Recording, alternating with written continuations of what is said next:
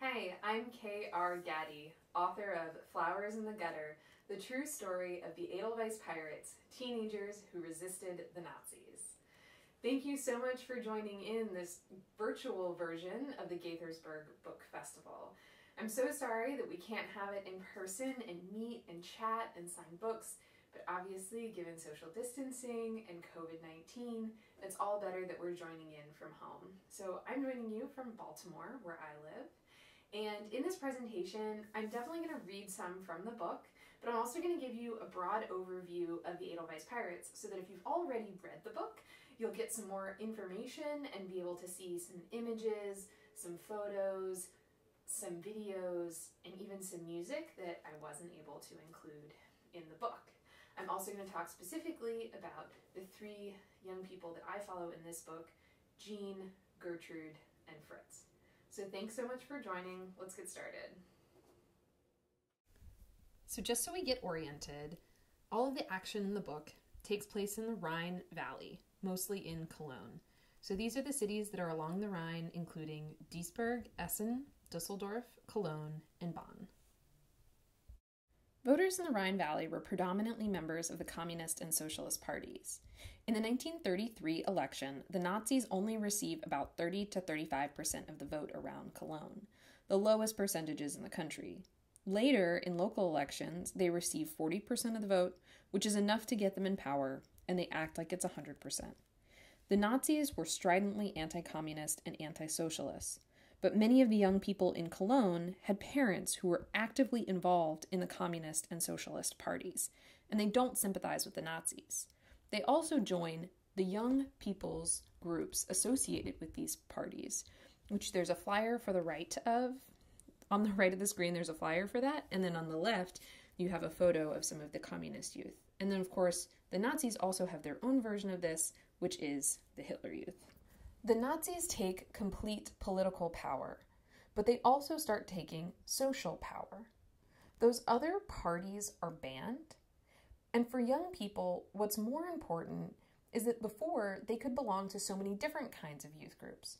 The political youth groups that I mentioned in the slide before, but also religious groups, sports teams, Boy Scouts, hiking groups. But after 1933, almost all of those groups are banned, and the only youth group that you're allowed to be in is the Hitler Youth in its many different levels, or the League for German Girls, which was the Hitler Youth equivalent for young women.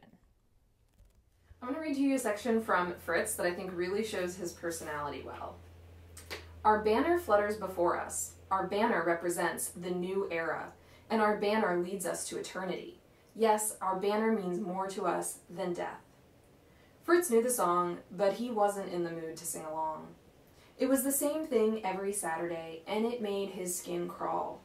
Since 1936, everyone between 10 and 17 was supposed to be a member of the Hitler Youth or League of German Girls. In 1937, 10-year-old Fritz was supposed to join the youngest division, the Jungvolk. His parents had tried to save him from the Jungvolk by saying they didn't have enough money to pay for the uniform. It didn't work, and Fritz still had to show up every Saturday, even though he didn't have the proper outfit. He had thought that the Hitler Youth would be fun at first. He imagined that they would go hiking and camping and play games and have a good time. All of the youth on the Nazi posters and in movies were always smiling and having a good time. Fritz thought that it might be like the Wandervogel hiking group that Fritz's father had been in as a teenager. Those groups were built on freedom and friendship and rejecting adult life. They were unorganized, without leaders or a political party backing them up. They'd go on adventures and sing songs and play music. Fritz quickly realized his mistake. In the Hitler Youth, everything was regimented and organized. On Saturday mornings, they had to set up and stand in straight lines for roll call and listen to Nazi propaganda. One memorable Saturday started like all other Hitler Youth Saturdays. A sea of brown outfits stood in front of Fritz, one guy after another in dark brown shorts, a big shiny belt buckle, a khaki shirt with 2 chest pockets, and a dark brown handkerchief. Since he was the youngest, Fritz had to stand at the back of the lines of the other boys. Maybe they wouldn't notice if he wasn't singing. "Last man, come forward," the platoon leader yelled when they had finished singing. Fritz ran to the front. The platoon leader was older, maybe 16 or 17. He shoved a briefcase into Fritz's arms and told him to carry it. The platoon leader was always brought this stupid briefcase and always made Fritz carry it, and then told Fritz he should be honored to do so. The whole thing got on Fritz's nerves. Why did this guy bring the briefcase? What was so important about it? And why did Fritz have to carry it for him? All of the guys that were high up in the Hitler Youth, like the platoon leader, were in positions of power only because their dads were Nazis and they had money. Fritz told a friend named Paul how annoyed the briefcase made him. "Man, you should shit in his bag," Paul suggested. Fritz loved the idea. Hitler Youth training took place on a big open field in a park in the city, and after they lined up, sang, and practiced how to march properly, they played field games like Capture the Flag that were supposed to prepare them for war. This was another thing that Fritz didn't like. Everything always had to do with the military. On the edge of the field, everyone piled up the stuff that they didn't need for the war game, which included the platoon leader's briefcase. As the other guys scattered to play the game, Paul and Fritz snuck up behind the pile, looked around, and grabbed the briefcase. They ran into the woods that lined the field, their prize in hand. They undid the latches and pulled the briefcase open. What was so important to the platoon leader? Nothing more than a lunchbox and a crumpled up piece of paper. He'd just been carrying it around to look more important than he was. This was perfect for Fritz's plan. Feeling triumphant, accomplished, and possibly lighter, Fritz returned the briefcase back to the pile and joined the field game. Obviously, not everybody liked the authority of the Hitler Youth. The first young people to resist simply created groups outside of the Hitler Youth, which was illegal. They were inspired by the Wandervogel, which was founded in Berlin in 1901. The stone there in the middle is a memorial to the Wandervogel. Unlike the Boy Scouts, they had no leader, and then they sang songs, they went on these extensive hikes, and they were interested in natural living. One inspirational group was the Deutsche Jugendhaft von einst Elfte. They were interested in architecture, philosophy, modern art, singing, Scandinavian and Russian literature, folklore, mythology, heroic ideals of the samurai. And in the culture clubs, they talked about socialist ideas. Another group was the Neuroter Wandervogel, and there's a photo of them there on a hike on the left. They went on months-long, sometimes year-long hikes that were financed by street music and performances. So in the Nazi view, these groups that had existed were seen as international and homosexual, and they were Eastern and Bolshevistic things to be criminalized. The youth view was, hey, these guys are really cool. Let's copy them. So these kids that are kind of doing their own thing, that's where we have the beginnings of the attitude, we want to be free from Hitler. They don't have an interest in being in the Hitler Youth or participating in society, so they go on these hikes and they sing anti-Nazi songs. These are all illegal acts. These photos are of so-called Bündische Jugend, and many young people called themselves Bündische without really knowing what it meant. But it basically was their way of saying that they were against the normal kids, against the Hitler Youth, against the Nazis. They didn't need to know exactly what it meant. They just needed to feel that they were a part of it. And this is one of the reasons that I don't ever really translate the word in my book. It's just its own word, kind of like punk or hippie. The Bündische youth groups were officially banned in 1933, but that didn't stop these young people. Most of them are kind of like 13 to 17 at this time. They prided themselves on hiking and singing and being different. The Nazi attitude was that the good elements had joined the Hitler Youth and the bad kids had formed these illegal groups. So these are some photos from a 1936 hike, a 1939 image of a group from Essen, and then part of the cover of a photo album. And they had these really interesting names like Navajos, Fahrtensense, Trampicos, Kittelbach Piraten, a lot of them emphasizing international travel and countries other than Germany. A bunch of the Bündische groups are caught up in arrests in the late 1930s, and then a lot of them have to actually go to war when it starts in 1939 or put to work in war industries. So basically, after 1939, 1940, these groups that were Bündische youth kind of transform into the Edelweiss Pirates, which is both a name that the Nazis designated to these young people and the name that they chose to go by. I focus on 3 young people in Flowers in the Gutter. Gertrude, who's in the photo on the left, all the way to the left with the guitar. Her father's a communist. He's sent away. Her mother falls on really hard times because of that, and she joins an Edelweiss group and is distinctly political. Jean, who's in the middle photo all the way on the right with the guitar, his father is also a communist and is arrested, and then Jean has to go live with his grandparents, and then his grandmother's arrested, and his grandfather can't take care of him, so then he has to go to an orphanage where he is mistreated. His hate for the Nazis is really strong. They've destroyed his family. Fritz comes from an anti-Nazi family, but finds a position in the Ford factory as an apprentice, and that's him in his Ford uniform in 1941. And at this point, the Ford factory is run by the Nazis. He hates being in the Hitler Youth, as we've learned, and then he also starts acts of sabotage at the factory along the way. We'll see from the next photos that the Edelweiss Pirates was a really big group. During one raid alone in 1942, over 700 young people were arrested, with large arrests with like 30 to 40 young people being arrested at a time.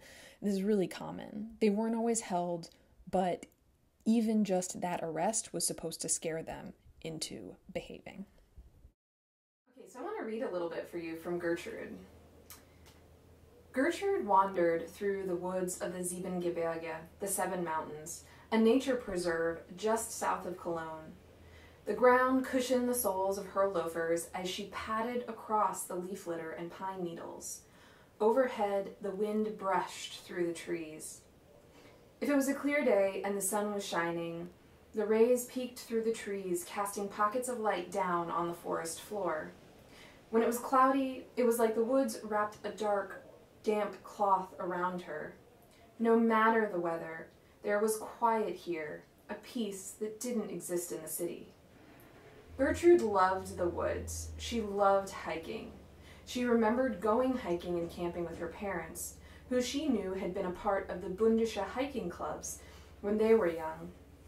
She had gone on a few hikes with her mother and her mother's old friends in 1936. But for young people to meet up outside the Hitler Youth was totally illegal now. But Gertrude wanted to hike and camp and get out of the city. By the summer of 1939, Gertrude found other girls and guys that were interested in hiking and camping, and they didn't really care if it was legal. On weekends, they'd wander around the mountains and valleys all around Cologne in their anti-uniforms. They wore brown leather shoes or sandals with white socks folded down, flopping around their ankles. Everyone had colorful shirts, sometimes checkered, and the guys liked to roll up their sleeves just so. Gertrude and the other girls wore knee-length black skirts with a zipper, and the guys wore leather corduroy pants. Over mops of long hair, the guys wore hats, often cocked to the side and decorated with lots of little pins. Sometimes they wore Edelweiss pins, a little metal flower that was a common souvenir. Most of the friends she was closest with were guys, and they all had nicknames: Jus, Banjo Willie, Etzt, Hadshi, and Ali. Gertrude's nickname, Mookie, came from a bunny in a children's book. A nickname based on a bunny might seem childish, but she liked it. She had a bunny look.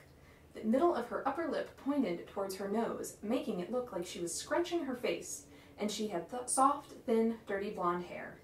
Gertrude was surrounded by friends as she hiked through the woods of the Seven Mountains. At the top of the rocky hills, she could look down on the Rhine River and maybe even see the cathedral in Cologne.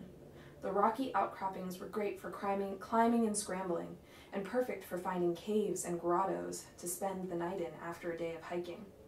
The caves were also a good spot to stay unnoticed. They set up camp for the night and built a fire to keep warm. Inevitably, someone would pick up a guitar and start singing. The Edelweiss Pirates dressed differently, an anti-uniform uniform, if you will. Like the section from Gertrude describes, the guys wore white socks, leather pants, checkered shirts, bandanas, and an additional recognizable sign was an Edelweiss flower or a skull pin. The girls also wore white socks, leather shoes, skirts, sometimes black with a single pleat in the front, or kind of more German-inspired outfits. On the left is Ruth Drang, and another characteristic of the Pirates was that they didn't conform to gender stereotypes. So she's wearing pants at a time when that wasn't the feminine ideal the Nazis expected from women.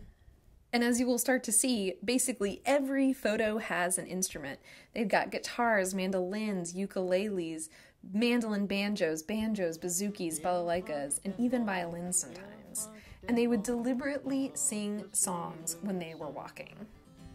They sang songs that were either Bündische and therefore not allowed by the Nazis, or they took songs and changed the lyrics to make them distinctly anti-Nazi. They often had Russian or American songs or themes, and they talked about traveling the world and freedom. This is so simple, but it's so anti-Nazi too. The Nazis thought that they were the master race, the best, and they had no respect for these foreign cultures. These are all photos from scrapbooks and songbooks that were confiscated by the Nazis or that kids managed to hide so that they wouldn't be taken by the Nazis.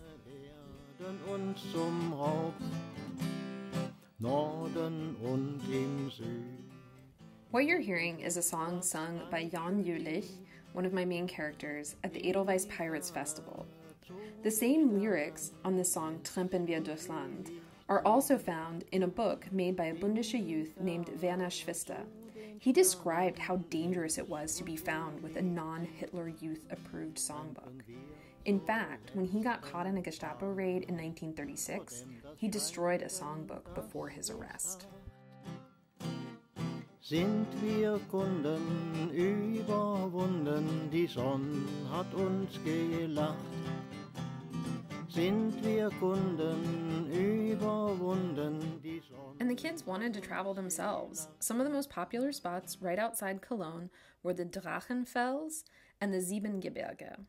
They were actually really dangerous because there was a Hitler youth school at the castle on the same mountain as the Drachenfels ruin, which shows kind of their irreverence and lack of fear. Another favorite spot were these little ponds that are set into the woods and rocks. So this is some footage that I took of those, and today there are signs about how dangerous it is to swim there. But the kids did it anyway.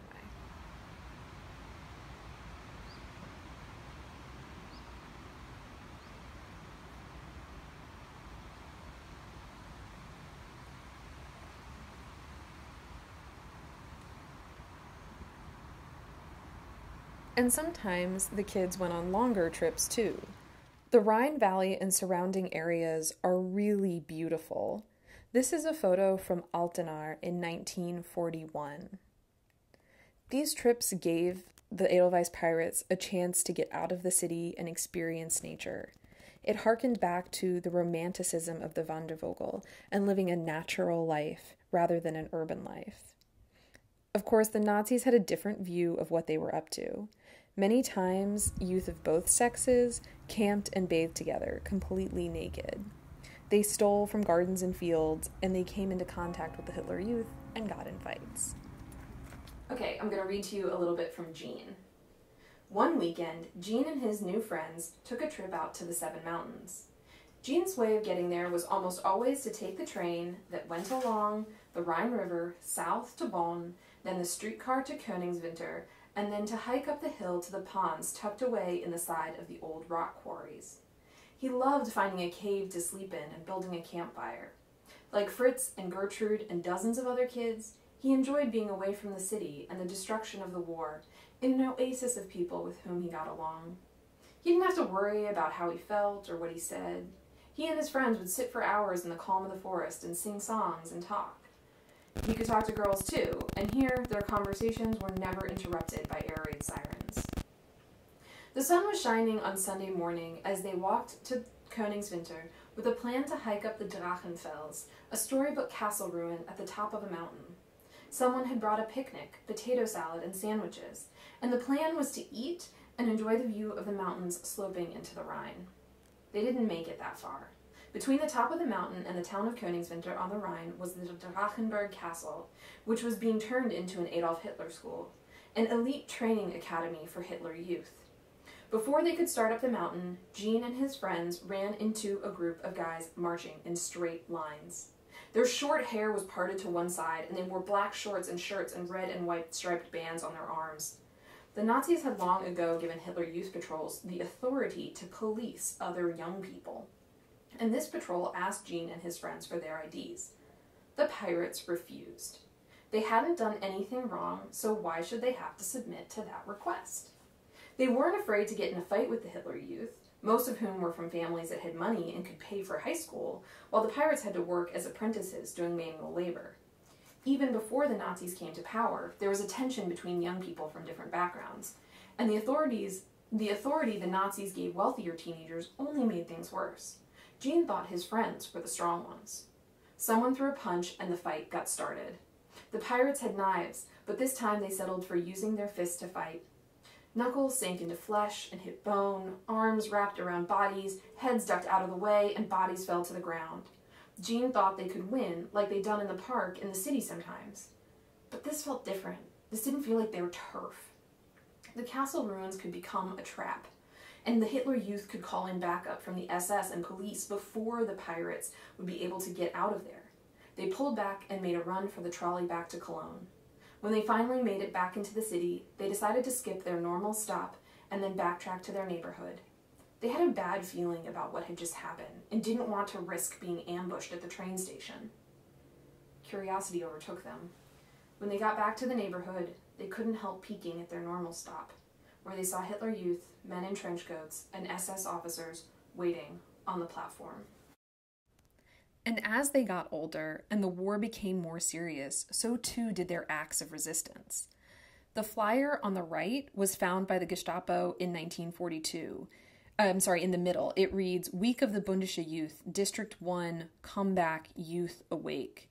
In Dusseldorf, they found printed flyers with Club of the Golden Horde and Down with Hitler, We Want Freedom. Fritz and his friends said he made anti-war flyers like the one on the left, but that was actually printed by the British. They seemed to be inspired by communist and socialist publications like The Red Flag and AIZ, which had these Berlin Dada photo montage covers bringing together different elements to make a political statement. Painting graffiti was another form of resistance. Fritz Theilen remembered writing graffiti on a bombed building that said, For this we thank our Führer, or One people, one Reich, one wreck. While Gertrude remembers writing messages like, Soldiers, stop, look how your country looks. In Wuppertal, some kids wrote BJ for Bündische Youth, EP for Edelweiss Pirates, Skulls and Hammers and Sickles. In December 1942, Heil Navajo's graffiti and other graffiti was found referencing the Bündische Youth groups, including on a Gestapo building. This coming after those flyers in November and a general increased feeling of threat led to huge raids in December of 1942, where the Gestapo arrested 750 teenagers. The Edelweiss Pirates also helped forced laborers. Fritz worked at the Ford factory and saw the abuse of women and boys who were working there against their will. He gave them food when he could. Gertrude and her mom made sugar packets that she would drop from her pockets outside of a forced labor camp until a guard started noticing. Others made fake ration cards so that people could eat, or derailed trains and stole goods. All of this resistance was noticed by the Nazis. This is an arrest record from the Nordrhein-Westfalen archive of a Bündische youth arrested in Wuppertal. This is a photo from the Gestapo from 1936 where they're trying to identify Bündische youth. They really thought that these kids were dangerous to their country. One of the ways that they thought they were dangerous, other than kind of just being general delinquents, was a fear of what they called moral depravity. Just the fact that boys and girls were hanging out together was seen as dangerous. But they also accused the groups of promoting homosexuality. They claimed that they got the photos on the left from a Bündische youth photo album. We can't be sure if that's true. But what we do have is lots of photos of people not wearing the clothing that the Nazis' gender binary constructs said they should be wearing. They're smiling and having a good time, but we shouldn't forget that these are the types of behaviors that could have gotten them sent to concentration camps or even executed.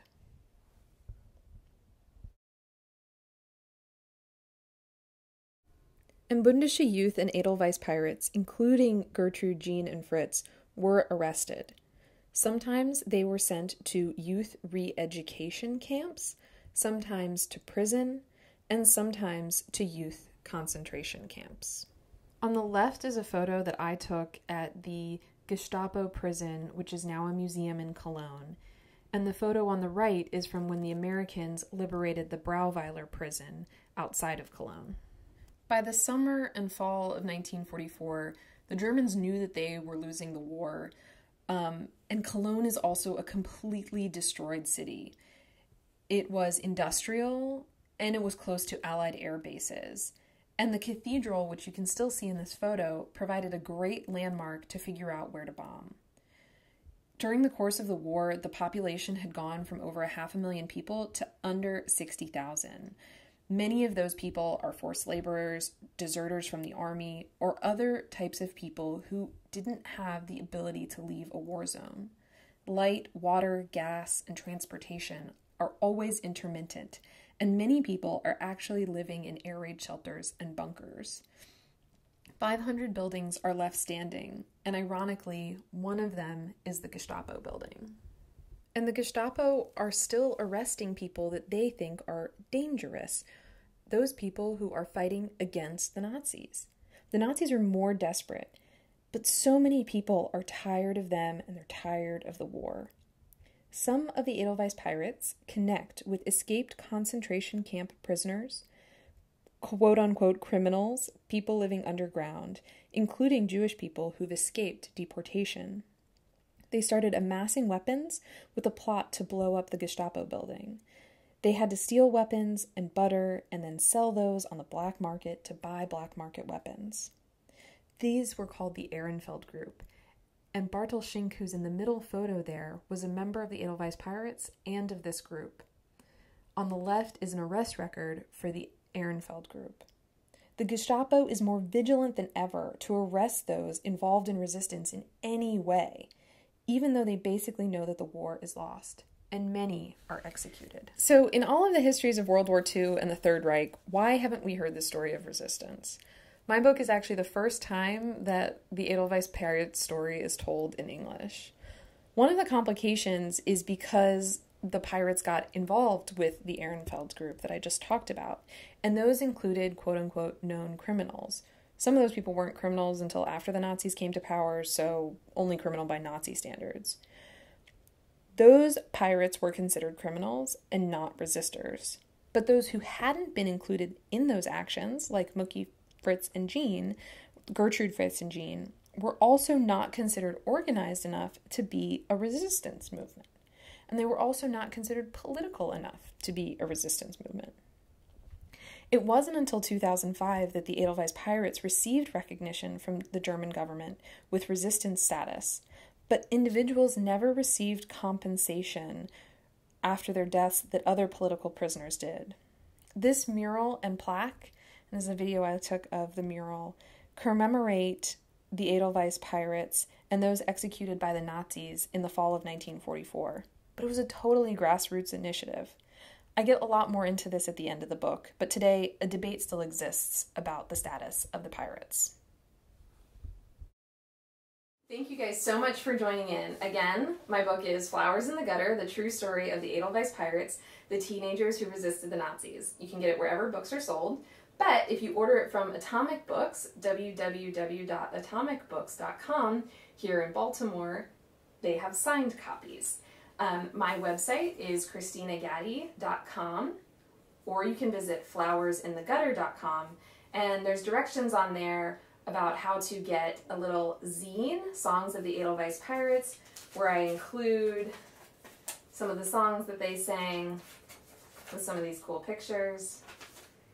And Atomic also will include a pin in your order But if you already purchased the book and want the zine and the pin, visit my website to figure out how to do that.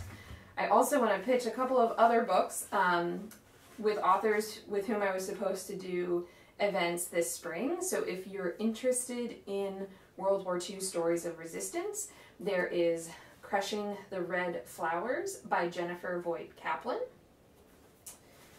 There is The Light in Hidden Places by Sharon Cameron, which is based on a true story. And then there is Kip Wilson's White Rose, which is an award-winning book about the White Rose Resistance Group, which is mentioned in my book. So if you want to find out more about Sophie Scholl and the White Rose, I highly recommend this book. If you are interested in some adult literature, this is also a new book of untold history called Citizen Reporters, SS McClure, Ida Tarbell, and the Magazine That Rewrote America by my friend Stephanie Gordon. So there's lots of reading there to do, and there's also lots of time that we have while we are sheltering in place at home. So enjoy these books and enjoy the Gaithersburg Virtual Book Festival. Thanks! Wir sind stets bereit, alles was uns bannt, verweht im Sand, verweht im Strauch. Alle Schätze dieser Erde werden uns zum